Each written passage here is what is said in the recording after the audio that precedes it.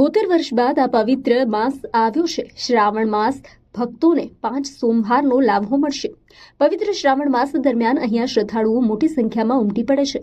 પવિત્ર શ્રાવણ માસમાં દર સોમવારે વહેલી સવારે મંગળા આરતી કરવામાં આવે છે। વર્તમાન વર્ષ શ્રાવણ માસ દરમિયાન 5 સોમવાર છે। આ શ્રાવણ માસ 72 વર્ષ બાદ આવ્યો છે। મોટી સંખ્યામાં ઉપસ્થિત રહેતા શિવ ભક્તોને મંગળા આરતી પૂજાનો 5 વખત લાભો મળશે। અદ્ભુત મહાત્મ્ય ધરાવતા મહાદેવની પૂજા માટે શિવ ભક્તો પવિત્ર શ્રાવણ માસના તમામ દિવસો દરમિયાન મંદિર પરિસરમાં અવિરતપણે આવતા હોય છે। પરંતુ એથી વિશેષ દરેક સોમવારે બ્રહ્મ મુહૂર્તમાં મહાદેવની પૂજા કરવામાં આવે છે। આ ધાર્મિક લાભો મેળવવા માટે વિદ્યાનગર સહિત આસપાસના વિસ્તારોમાંથી પણ શિવ ભક્તો વહેલી સવારે ઉમટી પડે છે। શ્રાવણ માસમાં દરરોજ શિવ ભક્તોના ધસારો વધી જાય છે। દેવાધિદેવ મહાદેવ પ્રત્યે આસ્થા ધરાવતા શિવ ભક્તોનું હર હર મહાદેવનો નાદ સમગ્ર મંદિર પરિસરમાં ગૂંજતો રહે છે।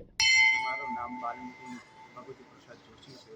ઓમકારેશ્વર મહાદેવ વલ્લભ વિદ્યાનગરની અંદર આ મહાદેવ આવેલું છે। વર્ષો જૂનું 75 વર્ષ આ મહાદેવને થયા છે। આ સુંદર મજાનો પવિત્ર શ્રાવણ માસની શુભ શરૂઆત થઈ ગઈ છે। આજે પહેલો સોમવાર છે। સોમવારના દિવસે ભગવાન મંગલા આરતી સવારમાં 5 વાગ્યાથી એમાં હરિભક્તે સારી એવી ભક્તિ કરી અને સાથે સાથે દૂધ બીલીપત્ર ભગવાન માટે ફળ ફળાદી લાવી અને શિવજીનું પૂજન કર્યું।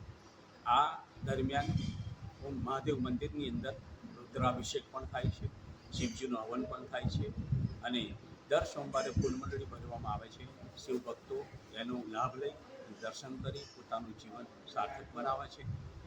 આ પવિત્ર શ્રાવણ માસની અંદર દર સોમવારે બહેનો પણ સોમવારનું વ્રત કરે છે અને એમના પતિદેવ અને પોતાના સારો પતિદેવ મળે એ અનુસંધાનની અંદર ભગવાન શિવજીની પૂજા કરી પોતાનું જીવન સાર્થક બનાવે છે।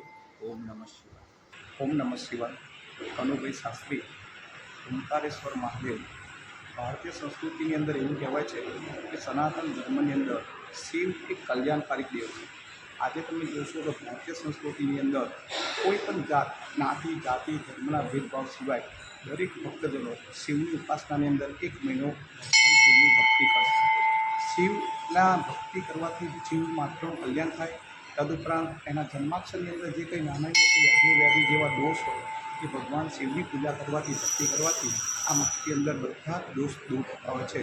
એટલે ભારતીય સંસ્કૃતિ એક કલ્યાણકારી એક સંસ્કૃતિ અને અંદર એવો આ પવિત્ર ચતુર્માસ અને ચતુર્માસની અંદર એવો પવિત્ર શ્રાવણ માસ એટલે વિશેષ કરીને દરેક ભક્તના સુખ સંતોષ થાય એવી ઓમકારેશ્વર મહાદેવના ચરણમાં નમસ્તે।